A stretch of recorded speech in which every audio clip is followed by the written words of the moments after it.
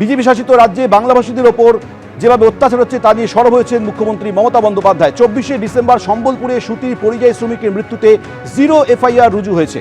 তদন্তের জন্য সংশ্লিষ্ট থানার পুলিশকে জানানো হয়েছে। 6 জন গ্রেফতার হয়েছে। তদন্তের জন্য ওড়িশা গিয়েছে রাজ্য পুলিশের টিম। নিহত পরিযায়ী শ্রমিকের দেহ আনার জন্য পদক্ষেপ করা হচ্ছে, পোস্ট করে জানিয়েছে রাজ্য পুলিশ।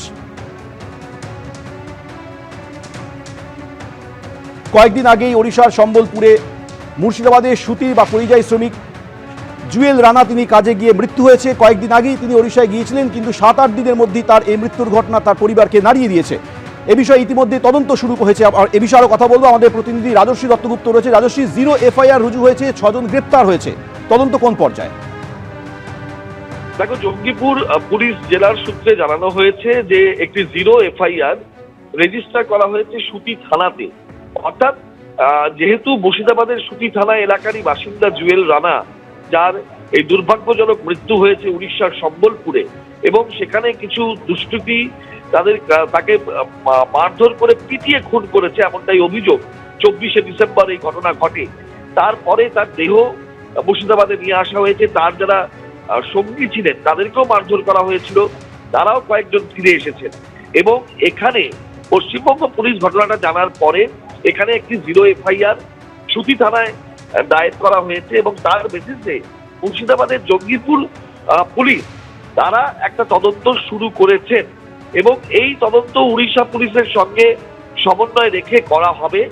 ইতিমধ্যেই ওই ঘটনায় উড়িষ্যাতে 6 জন গ্রেপ্তার হয়েছে পুলিশের হাতে। তারা প্রত্যক্ষভাবে এই কেসে কতটা ইনভলভ সেইটা কিন্তু জঙ্গিপুর পুলিশও জানার চেষ্টা করছেন।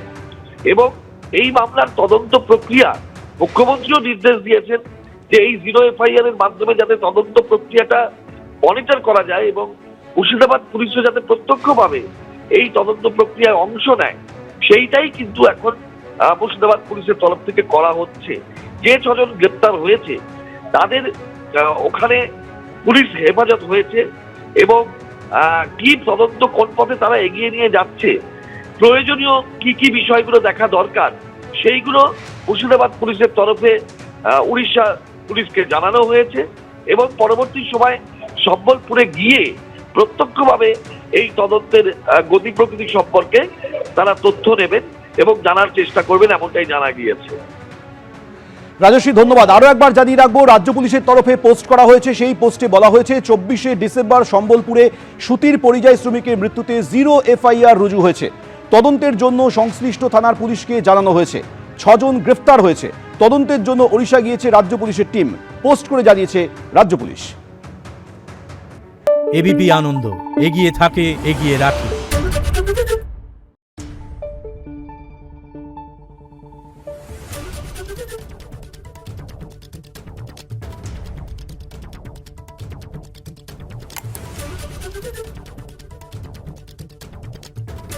Thank you.